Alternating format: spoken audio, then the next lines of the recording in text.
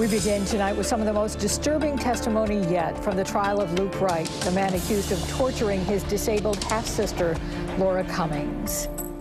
Good evening. The court heard horrific accounts of the final hours of Laura's life. And again, we do warn you that some of the details are very disturbing. An Erie County Sheriff's detective read a statement from Luke Wright describing a savage assault on the defendant's half-sister at the so-called House of Horrors in North Collins. At one point, Wright feared she had drowned. News 4's Al Vaughters has been keeping us updated since the trial began. He brings us the latest from the newsroom. Al?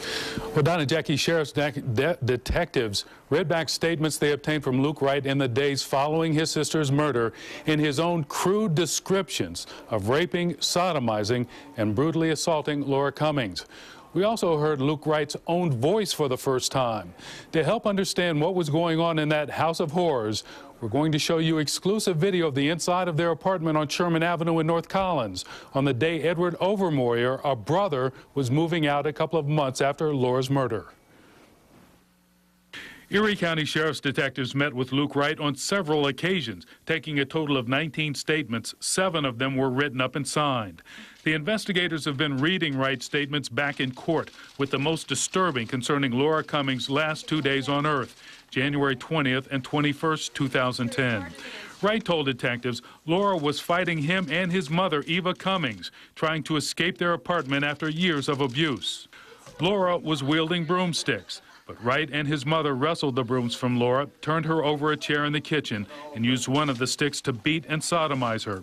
Wright told deputies the next morning he pulled a pan of hot water from the stove and scalded Laura's face. When he held her head down in a bowl of cold water, Wright told deputies Laura fought him again, which turned him on sexually. Wright also worried he had drowned his sister and gave her mouth-to-mouth resuscitation until water came out of her mouth on the floor and she spoke to him. Sometime later that day, while Wright was at work, their mother, Eva Cummings, killed Laura. And for the first time since he was charged with raping and torturing his half-sister last year, we actually hear Luke Wright's voice in taped phone conversations recorded at the Erie County Holding Center.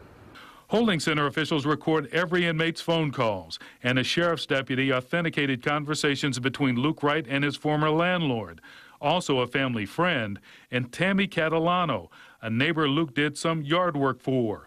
We heard Catalano tell Wright, "If you tell the truth," and Wright cut her off saying, "The truth got me here."